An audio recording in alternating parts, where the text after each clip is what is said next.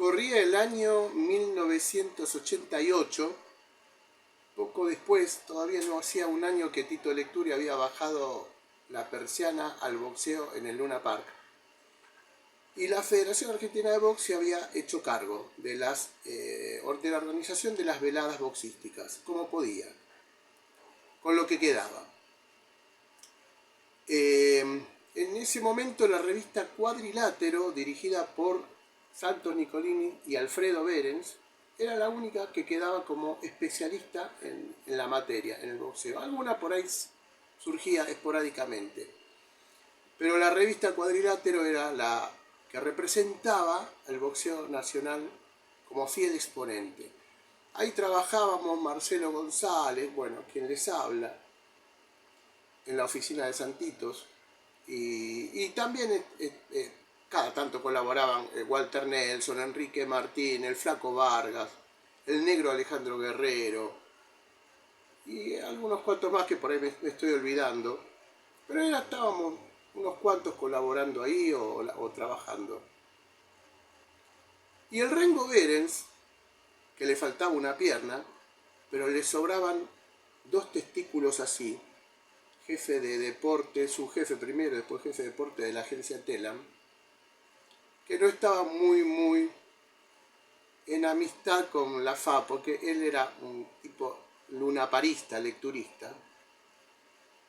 Escribió una nota en Cuadrilátero, una chiquita nota, un editorial que no sé si había salido en la tapa de la revista o en la retiración de tapa, no lo tengo bien en la cabeza, pero la nota se titulaba Soberbia, una palabra cortita, refería a que la FAB en ese momento había un boxeador llamado César Martínez, Cucaracha Martínez, o Dinamita Martínez también se le llamaba, que había debutado como profesional, era un pegador de amateur, y menos de 2 semanas, porque la reglamentación decía que a los 13 días recién se podía volver a pelear en esa época.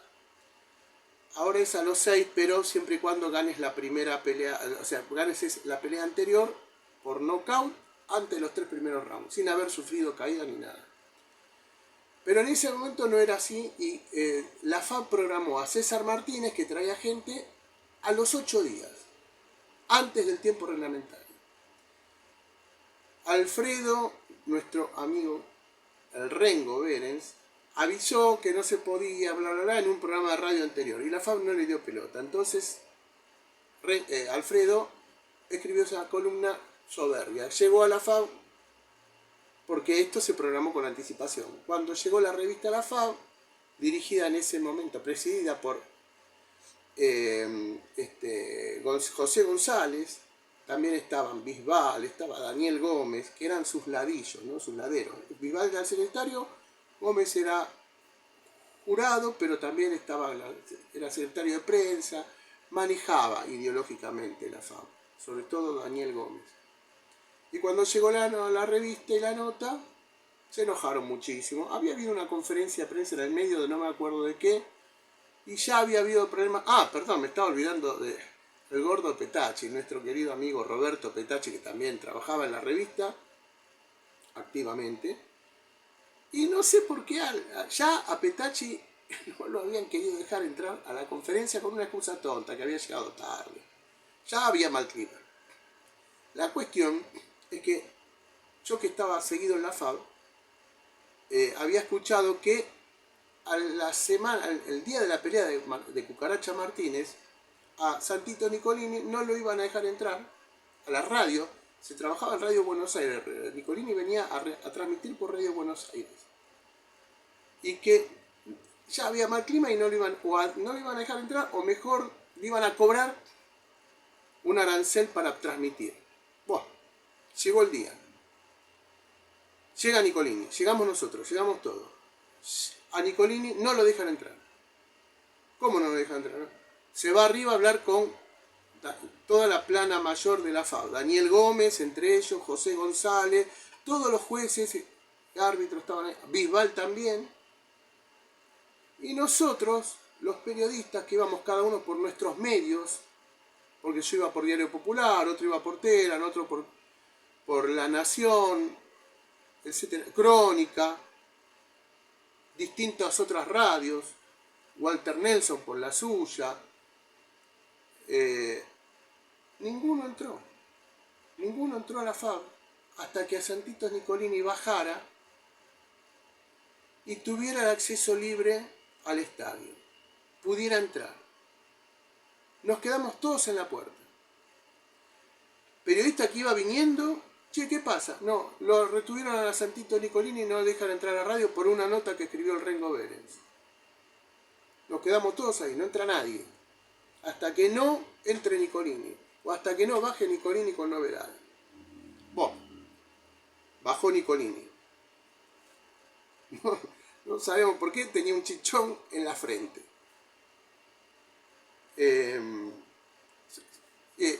primero que lo agarró, el Rengo. Bajó Tito, bueno chicos, ya está, todo resuelto, vamos adelante, vamos pasando. El Rengo lo ve, yo también le veo el chichón en la frente. Daniel Gómez, que era el secretario, tenía la fama, aparte lo habíamos visto, ya había habido muchas peleas en la FA cada tanto, que era cabeceador, era de pegar cabezazos. Y el Rengo lo agarra y dice, ¿qué pasó? Ah, ya está arreglado, Alfredo, vamos. ¿Qué pasó? Decime qué pasó. ¿Qué te hizo ese hijo de puta? No, decime qué te hizo porque ahora agarro el micrófono y lo hago mierda. No, después nos enteramos que había habido una pelea, Santito se reaccionó ante algo que dijeron de no sé de quién, le sacaron los anteojos que tenía, creo que Gómez se lo pisó y le pegó un cabezazo. O sea, Santito fue adelante y Gómez le pegó un cabezazo, le hinchó la frente, lo separaron, qué sé yo, y arreglaron. No sabemos cómo, pero Santito dijo, está todo arreglado. ¿Qué va a estar todo arreglado? Decía el Rengo. Bueno, entramos, pero vamos a hacer una cosa. No podemos en estas condiciones transmitir nosotros, relatar Nicolini, comentar el Rengo. Y tal. No, ¿qué vamos a hacer? Entramos todos. Nicolini y Beren no trabajan, no hacen nada, y los demás colegas, uno relató, que creo que fue Walter Nelson, otro hizo el comentario, no me acuerdo si fue Quique Martín, o Marcelo mismo, Marcelo González estaba ahí, yo hice vestuario con alguien más, Petacci, yo, cada uno de nuestros colegas hicimos ese programa en reemplazo del equipo de Nicolini y Beren, que eran la cabeza del grupo, pero no participaron. Todos los demás colaboramos. Cada uno en una tarea. De un vestuario de uno, de otro vestuario del otro, y así sucesivamente. Termina la pelea, termina la velada, termina la transmisión, y ahí vuelven Nicolini y Beren. Alfredo siempre hacía la columna final, que era como una editorial de todo. Sin leer, por Radio Buenos Aires, sin leer una sola palabra. Todo de cabeza. Se sienta en su puesto de trabajo con un montón de gente atrás que siempre lo escuchaba, porque había gente que lo escuchaba miles por radio y mucha gente que del Ringside y de la Popular se acercaba para escuchar a veces la de García Blanco. Eran los dos columnistas, García Blanco y Caffarelli, tenían su gente atrás, su público, y Nicolini y Beren, Alfredo, otro público escuchándolo desde atrás, en vivo, ahí, como si fuera una pequeña hinchada. Y Alfredo agarró el micrófono, con mucha paz, empezó a hablar, agradeció a todos los colegas, agradeció al público, pidió disculpas, y declaró ese día como el día de la solidaridad del periodismo de boxeo argentino. Pasaron casi 40 años, poco menos, 37. Qué lejos me siento en este momento de aquella época. No saben cuán lejos me siento de aquella época. Es mi humilde punto de vista y mi cruda verdad.